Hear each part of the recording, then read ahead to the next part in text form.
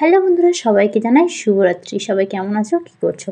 তো আমার এখন রাত্রে ডিনার হয়ে গেছে, এখন বাজে 9:30। তো এখন আমি দেখো চুল নিয়ে পড়ে গেছি, মানে চুল নিয়ে বসে পড়েছি বেনুনি করার জন্য।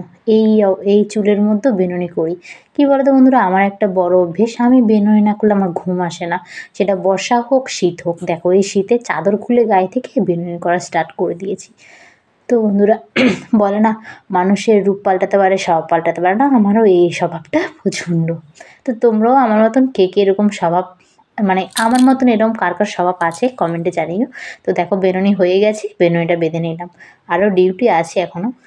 বন্ধুরা তোমাদেরকে বললাম না, ডিউটিটা হচ্ছে এই যে না ঘুমাবার আগে আমি আমান বাদামের প্যাকেট নিয়ে নিয়েছি, এখান থেকে নিয়ে নিয়েছি আমি 12 পিস আমান বাদাম।